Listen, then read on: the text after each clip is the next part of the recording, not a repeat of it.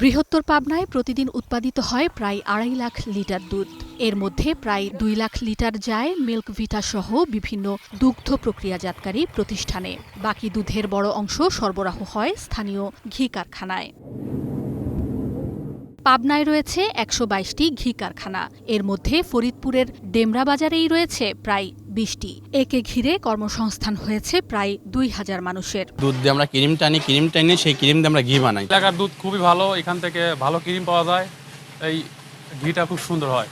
এই বিশাল সম্ভাবনার পথে বাধা হয়ে দাঁড়িয়েছে ভেজাল দুধ। নিম্নমানের দুধে ঘির স্বাদ, গন্ধ ও মানে পার্থক্য দেখা দেওয়ায় দীর্ঘদিনের সুনাম ধরে রাখতে বিপাকে পড়েছেন ব্যবসায়ীরা। কাঁচামাল সংকট থাকলেও অভিজ্ঞতা ও দক্ষতার মাধ্যমে ঘির মান ধরে রাখার চেষ্টা চলছে বলে জানান তারা। ভালো দুধ আসতেছে না, ভালো ঘি তৈরি করবো কিভাবে? ভালো দুধ পেলে আমরা ভালো ঘি তৈরি করতে পারি। দুধ যদি আমরা যদি নির্বাচন ভালো না করতে পারি তাহলে আমাদের ঘির মানটা ভালো হবে না। আমাদের ব্যবসার সুনামের জন্য আমরা যথেষ্ট চেষ্টা করতেছি ব্যবসা ধরে রাখার জন্য।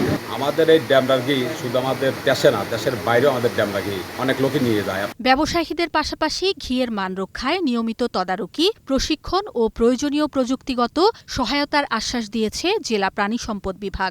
যে যারা ঘি তৈরি করে তাদের আমরা একটা তালিকা তৈরি করেছি, ডাটাবেস তৈরি করেছি, তাদেরকে আমরা প্রশিক্ষণের আওতায় নিয়ে আসছি। প্রতিটা উপজেলায় আমরা ক্রিম সেপারেটর মেশিন আমরা বিতরণ করেছি। পাশাপাশি জেলা প্রশাসন এবং উপজেলা প্রশাসন এবং প্রাণী সম্পদ অধিদপ্তরের সহযোগিতায় আমরা নিয়মিত এখানে মোবাইল কোর্ট পরিচালনা করে থাকি, যেন আমাদের ভোক্তারা এখানে ভালো ঘি পায়।